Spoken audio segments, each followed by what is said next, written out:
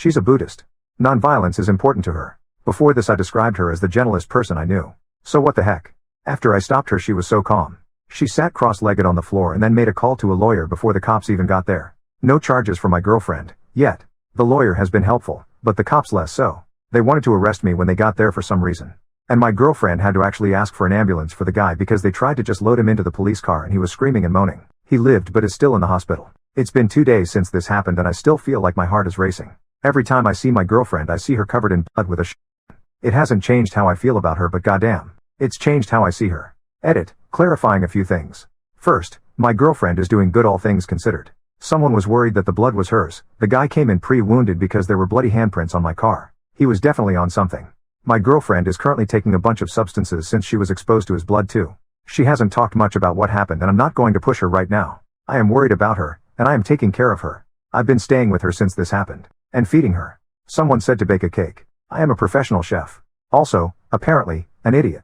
After this I'm going to the store. A lot of people seem to think my view of her has changed for the worse. That is deeply untrue.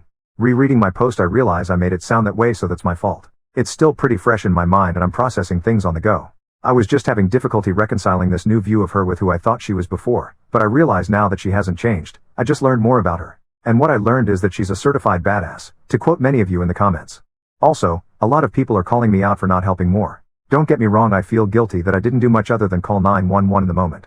I don't want to sound like I'm making excuses for myself because I was still absolutely scared, but my girlfriend didn't really give me a chance to help. This all happened very quickly. By the time she woke me up she was armed and out of bed. I'm deaf in one ear and a heavy sleeper anyway, so I'm glad she woke me up at all. I'm not sure why the weapon wasn't loaded. She only told me afterwards. I was expecting her to shoot him, not beat him half to death. The cops, I won't get into it, but my girlfriend has had issues with the local cops before. She lives in a town that barely qualifies for its own police department, and the one they do have has nothing to do 99% of the time. They seemed like they were in a rush to get finished with us the whole time they were there. I think they were probably pissed off they got called out on the 4th of July for something that actually requires paperwork. Thank you everyone in the comments.